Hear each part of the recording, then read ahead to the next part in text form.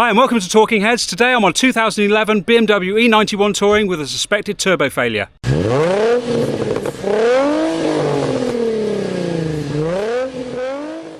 Right, here we have my latest acquisition. It's another BMW. This one's got a suspected turbo failure. Someone's already partly stripped it. They've removed the actuator, so we're going to have to buy a whole turbo unit if it is the turbo. But they've already taken the inlets off and everything, so if we get down here you can get onto the spindle and it literally, look at the amount of play in that. So pretty sure that turbo has seen better days, so we need to change this one out. Right, thankfully either the previous owner or the garage have started to strip this. Obviously the shroud's gone here, the airbox has been removed, the actuator's obviously gone, which we've already mentioned. So yeah, we just need to carry on and remove this turbo. Since these are missing, I'll just move to my left where I have another BMW E91, luckily. And we can show you how to take these bits off. Obviously the air intake, you've got a Torx there and then one there and one other side. So you undo those and then you literally just pull it forward. And then obviously the air box, then you just undo the connector there.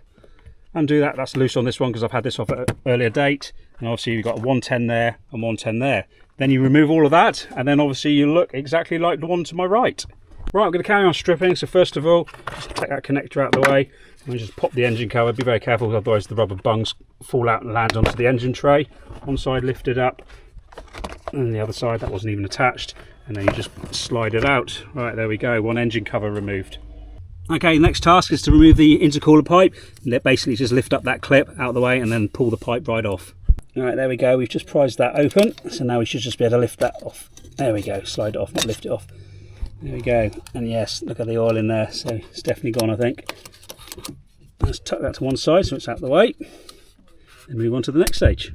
Right, not that there is an actuator, but the actuator does bolt in here. I think there are 10 mils there, there's 3 of them, and then obviously that secures the intake for the airbox and the turbo. That's a E10, so I'll just take that out so we don't lose it, because I'll need that when I come to reinstalling it. Right, in order to get to the bolts on top of the turbo, the next bit we have to do is remove this heat shield. There's one 10 mil right there, there's one right at the back there, and obviously you've got to undo the 17 here and remove that from the top of the exhaust manifold. So we'll crack on and do that. We'll get this one undone with the 17 first. I cracked it off camera, so I'll just undo that loosely by hand now, and then we should better slide it out of the way once that 10 mil's done.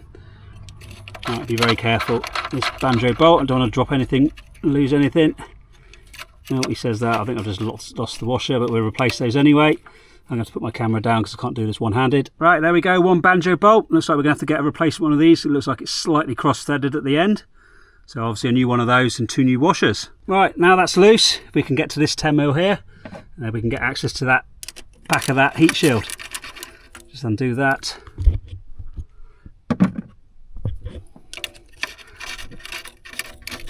Again for a closer look. There we go. Right, pull that away. And then we just pull it out of the connector there. And we just put it out of the way. Up there like that. Right, now we can get to the one around the back. But that's a two-handed job, so I'll put the camera down again. Right, that's that 10 mil at the back done. Now you just need to remove the heat shield. It comes out a certain way. I find it best just to tilt it like that, drop it down, and then you just slide it out. And there we go, one heat shield. Right, now the heat shield's off, you can quite clearly see the bolts that hold the turbo to the manifold. There's 3 of them. They're 10 mil multi-splines. There's one there, and one tucked down here. So we'll spray them up with a bit of WD, give ourselves a fighting chance of getting them out without shearing.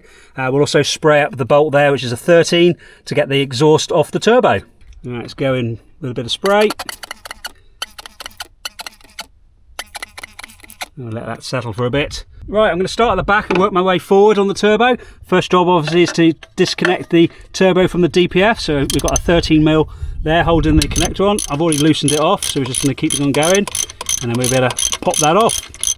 Okay, that's now loose. Sometimes you've got to undo them almost all the way, and sometimes you need to give it a little bit of a helping hand, bit of a taparoo. So we're going with a screwdriver, see if we get this thing just to turn and lift off that flange. Oh, it's going to move quite nicely. That's all right then. Right, well I completely removed the bolt just so there's no tension whatsoever, so we should just be able to prise that now and then push it off that flange. Right, there we go, that's that off there now nicely. Leave that there, that's not going to fall off. Right, let's see if we can get these bolts off the top of the turbo. God, they weren't very tight at all. Someone already loosened these, I think. Won't do them all the way because there's some bolts on the bottom for a supporting bracket we need to get off as well. Right, that's one removed. Let's just take out the other one. We'll leave the third one in place. We'll just undo it a little bit more, and then we can go and attack the bottom bracket. Okay, the next job is the supporting bracket. I'll put the camera right underneath, see if you can see it. It's just up under there. Hang on, let's see if we can get around. Can you see it? There we go. There's a 13 there. I think there's 2 of them. You can do this purely by touch. But yeah, we'll undo those 13s, then it should just come free. But before we do that, we need to remove the vacuum line right there. So we'll pull that one off, and obviously the main oil feed, which is a 14mm. Where is it? There it is, right in there. So get prepared for a bit of oil seepage. I'll put something down on the floor there. So we'll undo that, we'll get that pipe off, and then we should be ready to lift this turbo off. Right, vacuum line coming off. It just simply pulls off. There we go, we'll tuck that out of the way.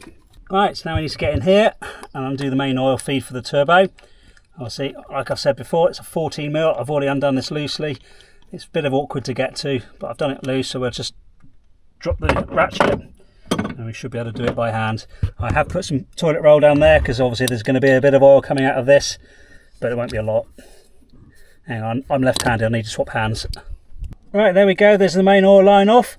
Now we just need to do that bottom bracket. We'll do that one bolt at the top, and then the turbo's ready to come out. Okay, last 13 coming out, or at least I think it's the last 13. There is either 2 or 3, but I can't quite remember. There we go, that's that one out. Right, just that top one to go now, and then hopefully if we've got all the bolts underneath, we should be able to lift this turbo out.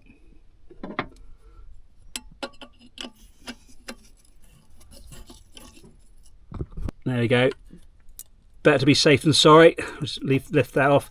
You see the turbo already starting to move. We'll get that out of the way, and then we'll come back and see if we can pull this out.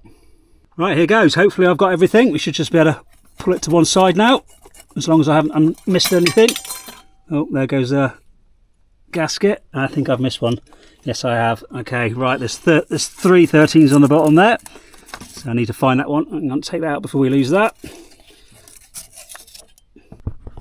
Okay, well I was right, it was 2, there's 1 2 there, but I keep on forgetting that hose there, so yeah, we need to undo that. It's only a Jubilee clip, so I put a bit of spray on there, undo that, and then the turbo is completely free to come off.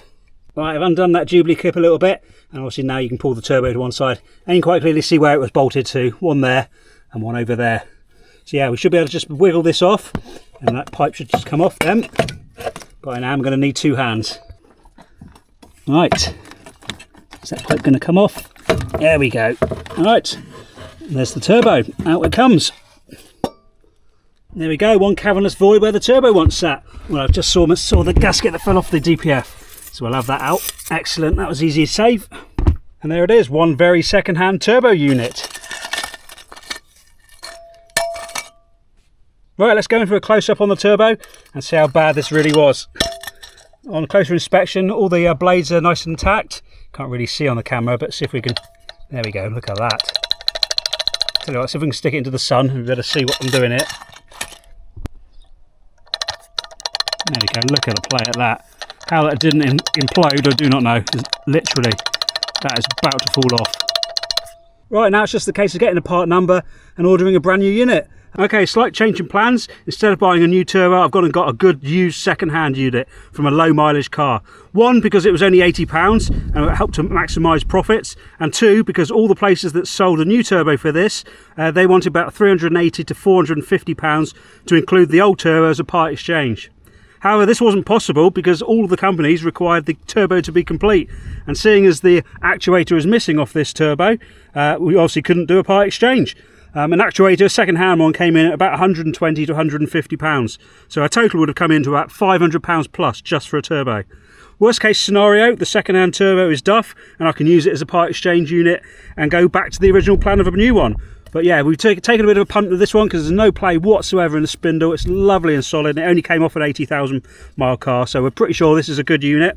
Plus it's got the actuator. Right, let's fit the new second-hand unit, complete with the new washers, bolt and the gaskets.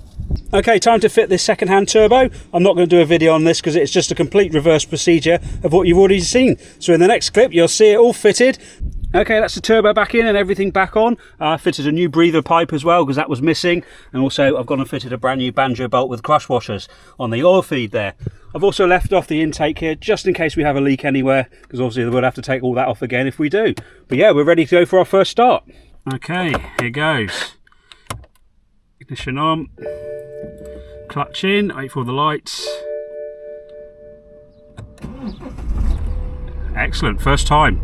Service, yeah, we probably will give it a service. And a light out. What is it? Can't see. Probably a bulb at the back. But we have got the engine light on.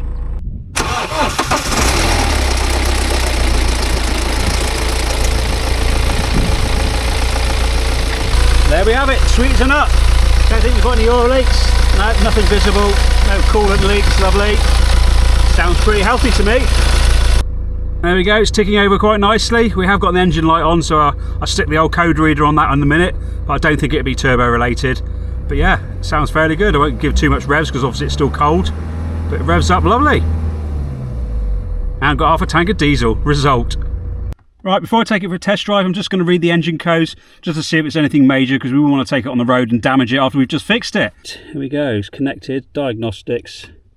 What trouble codes have we got? We have P0045, supercharger, turbocharger, boost solenoid circuit open. Well, that's probably because there was no boost solenoid, so that should be all right now. And P115C, which I don't know what it is. We'll have to look that one up. But yeah, we'll clear the codes and see if there's anything pending. Right, hopefully it clears them all. Right, no trouble codes. Right, we're ready for a test drive. One last thing to do before I go on a test drive. Just going to put the intake back on. Well, that wraps up this episode on the maintenance series. Hopefully there was something in this that helps you fix your BMW and save you a few pennies. But in the meantime, thanks for watching and I'll see you very soon.